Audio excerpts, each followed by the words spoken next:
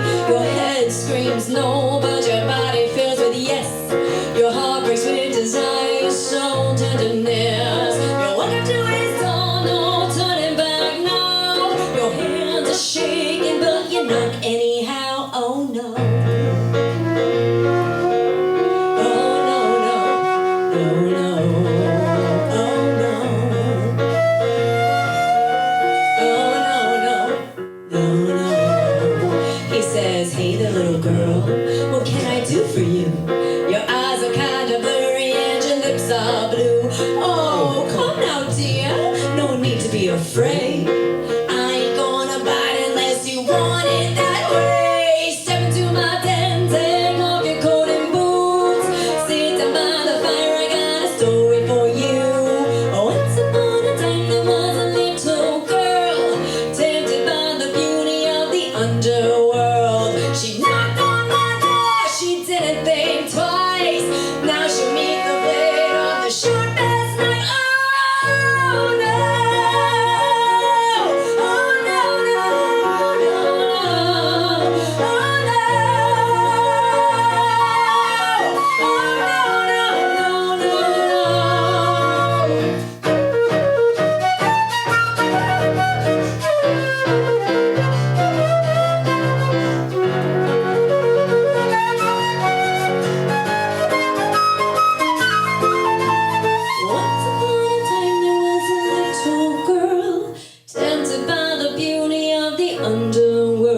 She knocked on the door, she didn't think twice. Then she met the blade of the sharpest knife. Oh no.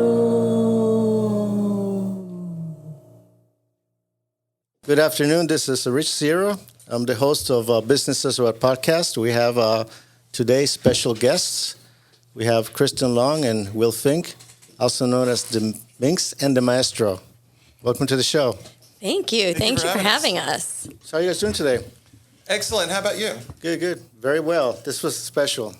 Yeah, this was a lot of fun. We've actually never played live for a podcast before. So, I mean, we play live all the time, but certainly not for a podcast. So this is a lot of fun. I wanted an excuse to have a private concert, so I just kind of like decided to do this.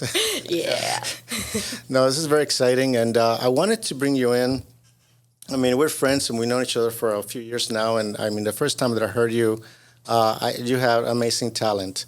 But more importantly, you actually reach people's souls. That's to me very special. Thank you for saying that. That's the difference between performing and actually reaching. So you guys do that. Thank you. You know, Thank it's you. only 4 minutes in, so we're going that direction now. So anyway, today I want to bring you because you as musicians have challenges, and you're a performing artist. You're a small business. Yep. So from time to time, I'm going to feature small businesses, and I want to also make it interesting and entertaining for the audience that to kind of see what challenges that you have faced as small business owners you want to share with us, and we can talk about them a little bit more. Yeah, great.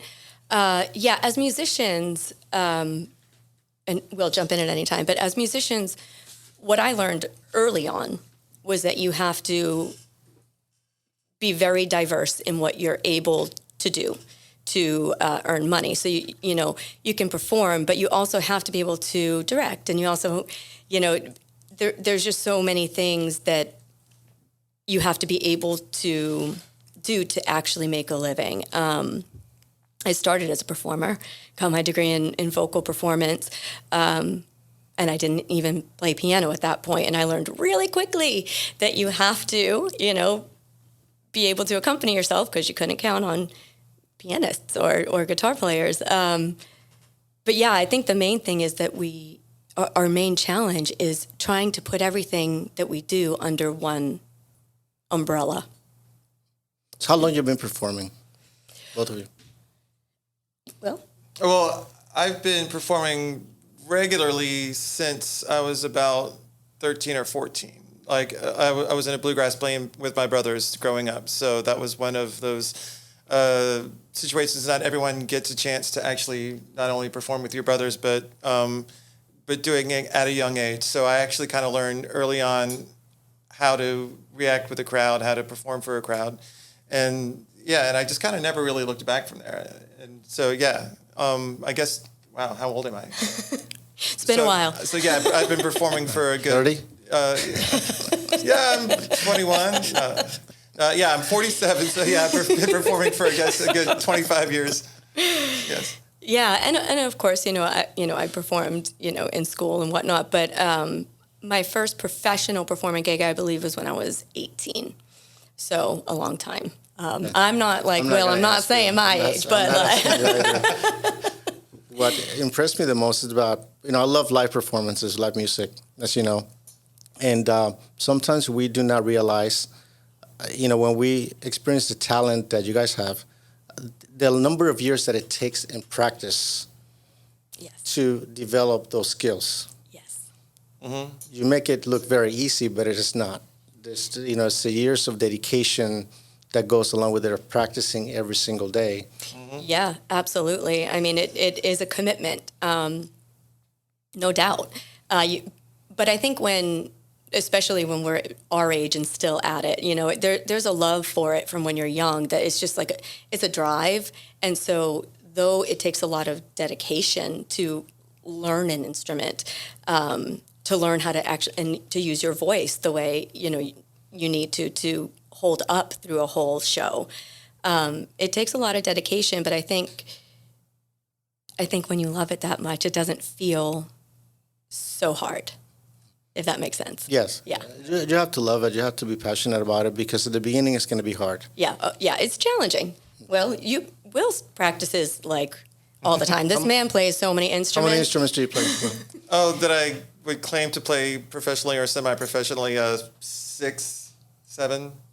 It's kind of always not necessarily easy to define, but guitar, mandolin, violin, flute, saxophone, piano, and I guess you could consider bass as one of those. Bass, yep. Yeah. Yeah. And drums a little bit, but I'm not the greatest drummer. Yeah, usually in our recordings, I'm the one who makes the drum beat. But otherwise, he plays. We have a clarinet now. I just got my first clarinet, so that's going to be my last and final instrument that I learned. It was my sister's clarinet from like middle school when she, learned to play for that year. But he picked it up and could play it immediately. I was like, who can do that? Nobody who can even do that. And what else? We have a balalaika at home that he just picked up and played. Yeah. I mean, so really put an instrument in this man's hand and he's going to learn how to play it very quickly. That's awesome. One of the things that the last episode that I did here, I in Business West, I talked about buying a business. And sometimes people want to buy a business, but they don't know anything about it. And I said, you're not going to learn, you're not going to do everything right the first time. Right. Yeah. Whether it's business, instrument, anything, it's just going to require a lot of passion, a lot of dedication, a lot of practice. Yes. Mm-hmm.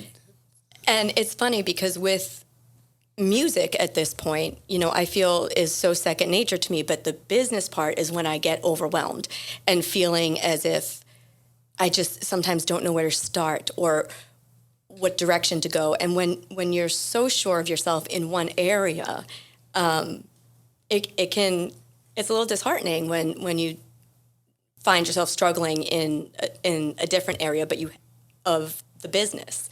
But you have to be able to run a business. Yeah, and that's things we're learning slowly the hard way. Yeah. Funny you mentioned that. I do have a book that can help you with that. Yes. Your book has helped us even thus far. Yes. And Business SOS, 8 Common Legal Mistakes, Business on the Reg, How to Avoid Them. Yes. Available on Amazon and Barnes & Noble. Yes. Yeah, I loved the book. It was so insightful. It's humbling to know that even you made some mistakes, like when you were using the other people's, Application, yeah. yeah, so, yeah. I'm glad you read it. That's very good. That's Yeah. exciting. And I actually had a mentoring session this morning. You mentioned SCORE in there. So I actually had one this morning, which was really, really beneficial. Yeah, I'm glad. Yeah. But the book, I wrote it for business owners like you. Mm-hmm. And it's basically, every single week I talk to business owners that they get into businesses, and when I ask the questions, and I'm like, you're not ready. Mm-hmm. Yesterday I spoke with a client that had this, nice online application he wanted to do, and it looked like a great idea, but he was investing a lot of money in different things. And I'm like, you wanted to do a contract, and I'm like, and I said, do you have a business plan? And he said, well, I did the one at the beginning. I'm like, I think you need one now. Mm-hmm. Yeah. Mm-hmm. Yeah. And on that, that's what I spoke to the mentor about today, was the business plan, because what I've struggled with is, because we are so diverse with the kids cartoon, the producing, the directing, the performing, the booking, because you have to be your own booking agent half the time too. Writing a singular business plan for that has been a major challenge for me, because it's just, there's so many different areas. So he had suggested to write separate business plans for each sort of arm of what we do. So Yeah. I mean, the way, when I looked at business plan, it's really questions and answers that help you kind of build a roadmap for your business. Mm-hmm. And people get overwhelmed. It's not an MBA project. Doesn't have to be. But and there are a lot of business plan templates you can download. But that's better than nothing. yeah, I mean, at least begin to know the basics. Okay, who's going to be my market? Who am I going to sell to? Who's going to buy it? yeah, How much financing do I need to really get this off the ground? yeah, Am I going to have a logo, a trademark? Who's going to be doing the selling? right. Do I need a contract? Yes, the answer is always yes. Mm-hmm. Need a contract. So those are the things, and a lot of people go into businesses with the greatest intentions, Yeah, with the greatest hope. They put a lot of money into it and find out that there's something missing, something they didn't plan. And the way I look at it, my rule is, if it does not work on paper, it will not work in real life. right. You got to work the scenarios. So it's always an element of risk. I mean, there's risk in everything we do, especially in business. It's chaotic. Yeah. But at the same time, the worst can happen when you do something on paper, it doesn't work out. You spend maybe a few hours, and that's it. That's the end and you learn something. Right. Yes. Right. And Yeah. then you can always make adjustments. Maybe in that business plan will help you. I'll say, you know what, maybe I'll go in this direction first and I'll do it and scale it. I'll do it at different priorities. Because Right. we only have, 24 hours in a day. Both of you perform live. Yep. And you can be seen at Casablanca Cafe, sometimes during the week. Yes. And yes, what days you're in Casablanca? Will is solo on Wednesdays. I'm solo on Thursdays, and we're together as the Minx and Maestro on Sundays. So there's 3 days there, plus you have other obligations that you do as well. So think about adding a business to that. Yes. Yeah. Yeah. So that becomes more of a challenge. Exactly. So a question that I have, which is now, prevalent with everything in the news, how does ChatGPT AI is going to affect you as songwriters and your business?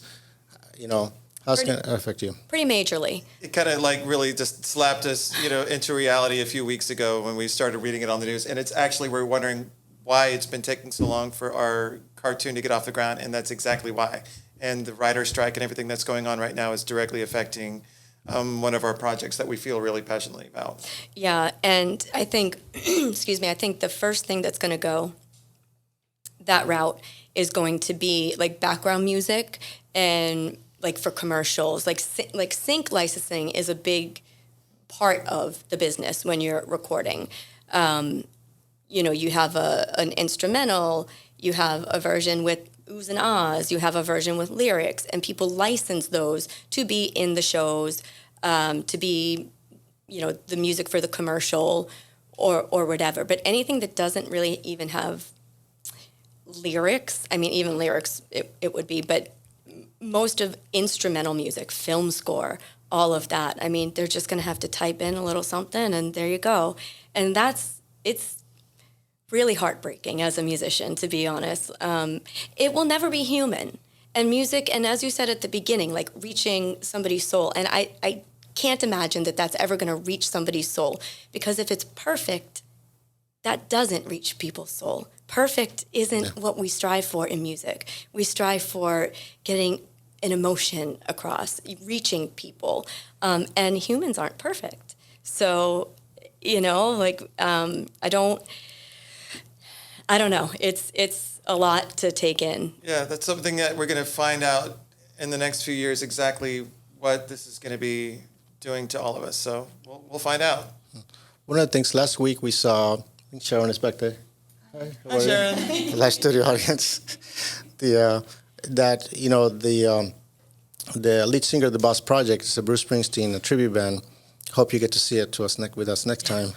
They're just amazing musicians. But he says something that's very telling. He said, this is a dying art. Yeah. Live performances, it's a dying art. Mm-hmm. And he really appreciated the fact that we were supporting live performances. Yeah. And it'll be a shame if it's a dying art, because I love it. Yeah, and that's the thing. It's just, that's what we need is people like you guys who love it and do come out and support, because it is. But I said to Will the other day, I never thought that I would have the thought of performance actually might be the thing to carry us through, because coming up, if you're going to be a performer, you don't think it's not going to bring you into retirement, right? Well, except for except for if you're huge. Yeah. Some of the lucky few. Yes. But now with this AI and everything, that's one thing they can't replace. They can't replace live performance. So I hope that people really I hope that they miss music and want to come out and see it and support the actual people that make it. So, I think it'll be there. Yeah.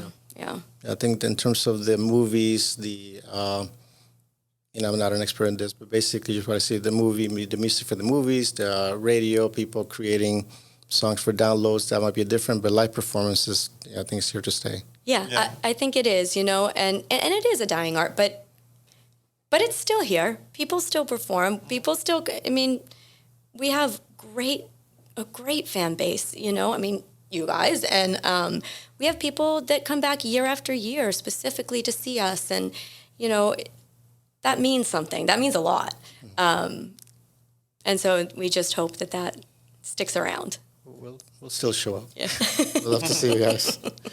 So, question that I have: what type of contracts as performing artists do you usually work with? So the first ones that I started working with were work for hire as a singer. Or an actress, but usually as a singer. So, and that's when they just pay you a set fee to go into the studio, sing a song, and be done with it. As a producer, I, have people sign work for hire agreements when I have them record with me, if it's a singer or a random instrumentalist. Usually it's just the two of us, but. So there's that. What about you, Will? What do you think? Well, most of my contracts for hire, performance contracts. But then, of course, now that I'm also a vocal director at Royal Caribbean, we sign contracts for the duration of when we will be Directing. Directing for their performances. Yep. So we sign contracts for that. We have contracts with our representative who is shopping our kids' cartoon. That was a big one. That was several weeks back and forth of negotiations. And we did hire a lawyer to look over. We absolutely did, an entertainment lawyer specifically. Yes. Yep. And if we play weddings, stuff like that, big events. A venue like a restaurant's not usually going to have a contract, but weddings and things like that. Usually they want things in writing. And we want it in writing too, because you don't know if they're just going to not show up at the altar or whatever. You never know what's going to happen. You got to pay no matter what. So. Non-refundable. At least a deposit. Yes. How do you protect? That was How do you protect your music, your intellectual property? How do you protect it? So ever since I started becoming a songwriter, I register it with the Library of Congress Copyright Office. They say you don't have to because once it's created and recorded in some way, then you own the copyright, which officially, yes, but I like to cover my bases. And so we do that. So we get the actual physical like copyright papers in hand. And then also you register it with a performing rights organization, I'm sorry, like BMI, ASCAP. So we're both members of BMI. And so we register the songs with them. And so anytime they're played, whether it be live or a recording, you get paid. Not much, but you get paid. Yeah, yeah. Right. Yeah. Yeah. Do they monitor also somebody's using the song without permission? Yeah, it is sort of a come and get me business.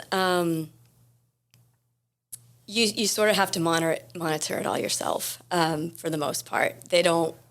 Nobody really monitors it for you unless you're with a large label, which we are not. We are independent. So, you just have to be on top of it yourself.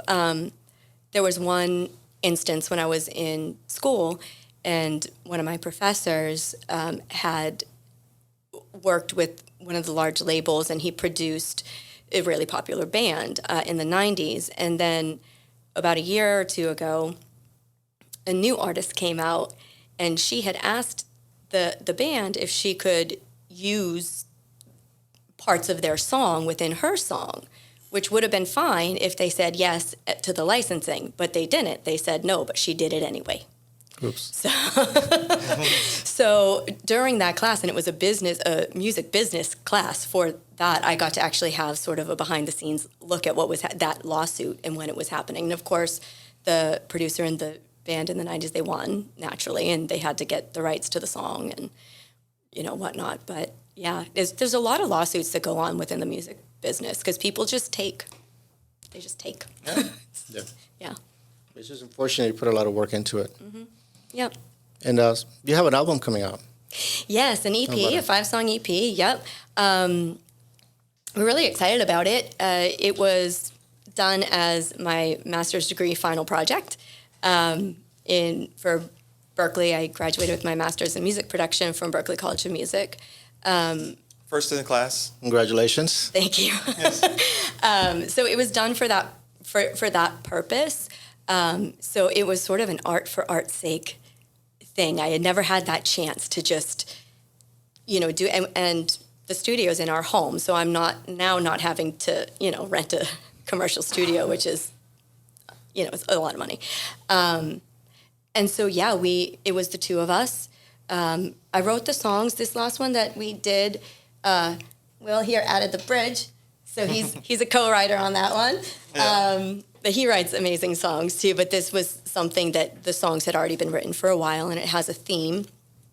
And 3 songs are already out. Pandora, Sharpest Knife, and Blue Pack are out, and then the full EP will be coming out late fall.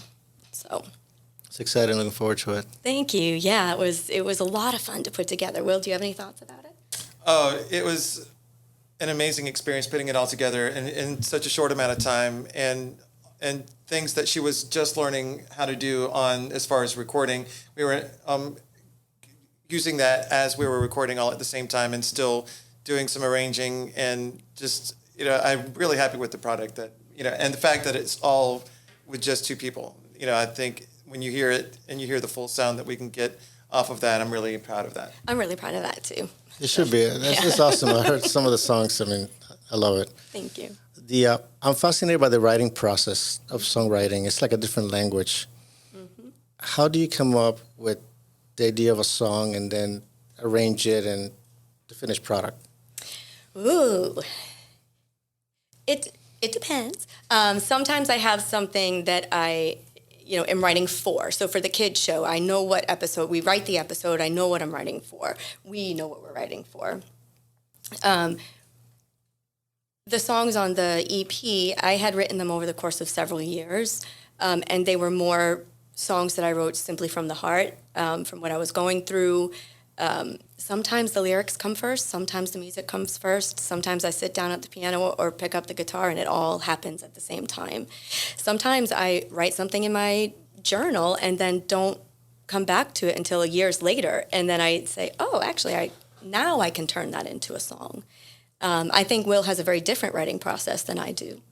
Yeah, it again depends on what we're writing for. Like I remember this one time I was commissioned to write music for a Shakespearean play, so I actually went back and studied and played through a lot of the Renaissance music from that era just to get some of the cadences that they would commonly use in that era, just to get those in my head before I transferred it over to trying to make an original voice for that.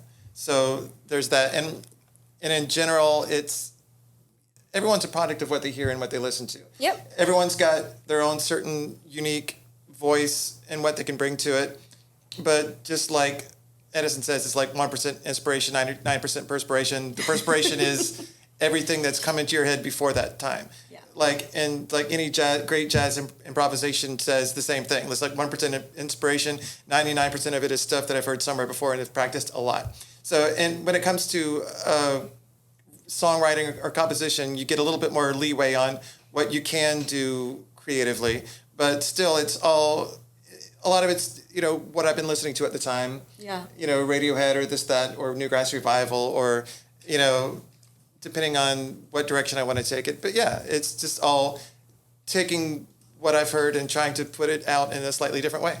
Yeah, and taking a song, like a raw song, piano vocal, guitar vocal, whatever it is, and then putting it into a full production. Now that's fun, because that's when we come up with those full arrangements. And it's really a lot of fun to build a song out sonically, because you can then tell the story in a way that even the song stands on its own, and that's fine and that's great. But when you add that sonic element and you can layer and texture and put different parts in, it really does bring it to another place. And so that's a lot of fun. It brings it to life. Yeah, it really does. And that's what I love about the recording process. Yeah, you don't have to think about whether or not that's what you could reproduce live, because obviously as a duo we can't reproduce exactly what we record, with 7 or 8 different layers, but you can just let your imagination run free and just say, yeah, this would sound great here, this would sound great here, and just kind of, and that's about the recording process. Yeah. You're There's not no really limits. you're not really done composing it until you're done recording it, because Editing it too. And editing it too. That's exactly. a big part of it because too. You're always thinking of different ways. Oh yeah, okay. I didn't think about this until I've heard this, but what if we add this here? And then it becomes a whole new ballgame.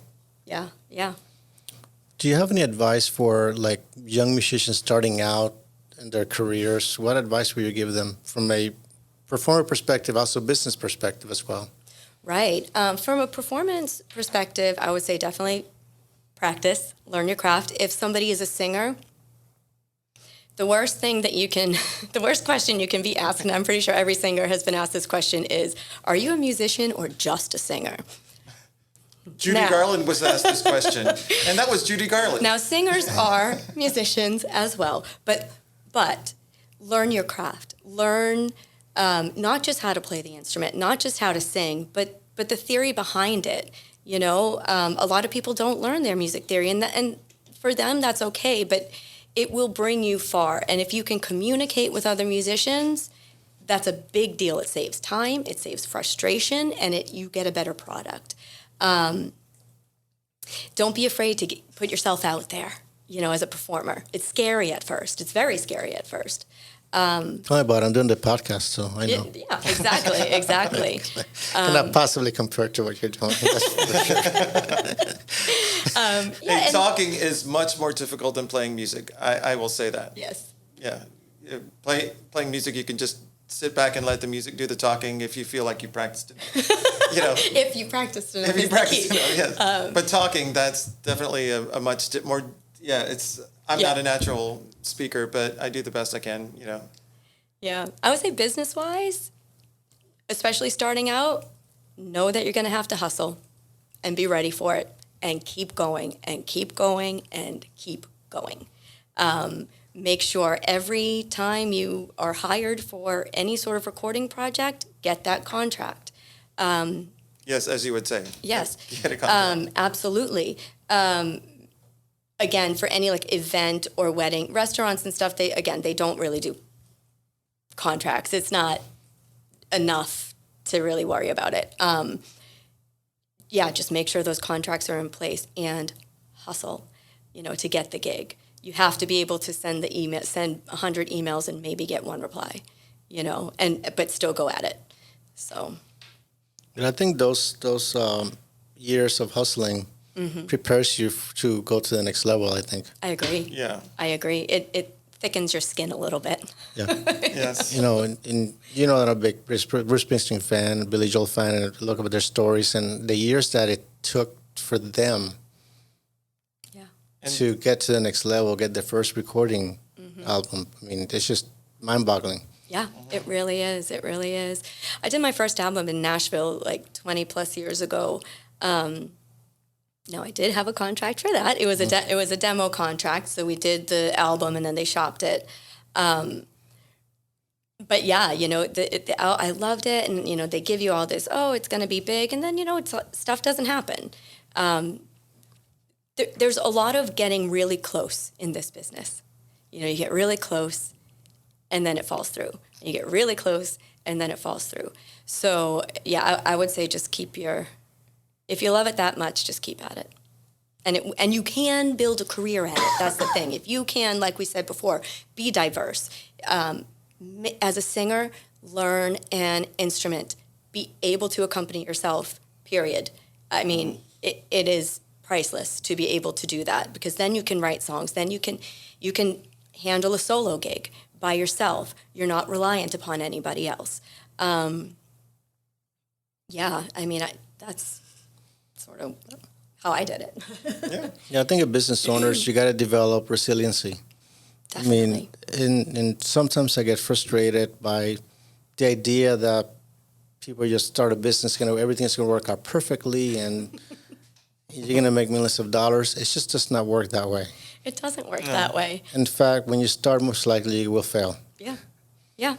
Yep. And you just have to pick up yourself again and start again and keep going and going and going. Yeah. I mean, recently, just even today, we have the children's cartoon, Mandy and the Jam Fam, that we've created, and, we've recorded several of the songs. We've written all the songs, recorded the songs, have the scripts, have a pitch trailer. It's being shopped. It's in some, hands of some of these big studios. And, today, one of them passed on it. They were the first one to even give an answer, and they passed, but they gave us some really good feedback that we can then take and put into our presentation, rather than, oh, no, they passed, I give up. You can't do that. You cannot give up. No. I mean, there were so many amazing things that artists and shows that were just passed on, time and time again, that ended up becoming major hits. So. But you cannot give up. Yeah. No. Yeah. So what are the challenges you're facing right now? Well, I would say AI is the biggest one. Yeah. Okay. Yeah, I would say by far. Because competing against other people doesn't bother me. Competing against the machine, I just get visions of the Matrix. I was like, are we all really here? So yeah. That's the biggest thing. But of course, battling yourself is the hardest thing. As a musician, I would say, Yeah, or any artist, we definitely battle ourselves on a daily. Financially, just putting so much into this cartoon to get it ready to pitch, that's a big thing. So you've got to make sure you believe in it if you're going to invest that amount of money in it, But because of that, so now I'm taking more contracts directing, so that I can now sort of replenish a little bit. We have to be creative. We have to be resourceful. That's business owners. What makes business owners succeed is their ability to solve problems, face them, and be creative in how to solve them. Yeah. Because we will have them. I still have them. I'm just wrote the book to share my experiences. But the reality is, as a business owner, it's chaotic. It's unpredictable. Yeah. Something is going to go wrong. You just got to be able to figure out how to get around it. You got to solve it and move on. Yeah.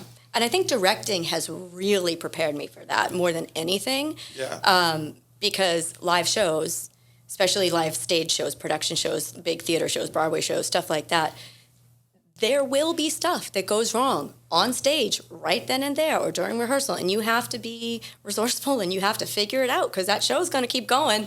You know, like it's going to keep going. You have to figure out how to make it work. It's not I can't make this work. It's like, how do I make this work? You know? Yeah. So. Yeah. I have a question. The name Minx and The Maestro, tell me more about it. How did it come up? Well, I came up with it, but it's a great name, by the way. Thank you. Because I called her a saucy minx. He did call me a saucy minx. And I was like, and he's definitely a maestro. He plays all these instruments. The Minx and the Maestro. That's cute. Yeah. So yeah, that's where that came from. It is a great name. I just moved down to South Florida from North Florida to be with this amazing woman and create music, and yeah, we didn't have a name for at least the first 6 months or so. Yeah, it was a little bit. But the funny part is we had been playing music together for a good 6 or 7 years. Just, it was random. Well, we met on stage playing dueling pianos, so we didn't need like a band name at that point. And then it was just random duo gigs throughout, several years. And then we officially, started our duo about 5 years ago. Well, we've had the privilege listening to both of you. You make magical music together, I'll tell you that. Thank you. So much, Thank you. Yeah. How do people find you? So we have a website. We have minxandmaestroproductions.com. And also my solo website links to it as well, kristenlongmusic.com. Where can the people download the songs you have released? Anywhere. Spotify, Amazon, Apple, iTunes, any major streaming platform has them. What search do you have to do to pull the songs up? So right now they're under my name. Right now we're recording stuff to release as the Minx and the Maestro, but thus far it's been solo. It's still the two of us, but it was a solo project. So Kristen Long. And then you can write Kristen Long, and one of my albums is called Gypsy Soul. You can put that in, or just the names of the songs: Sharpest Knife, Blue Pack, Pandora. But if you type Kristen Long into Spotify, you'll eventually find it.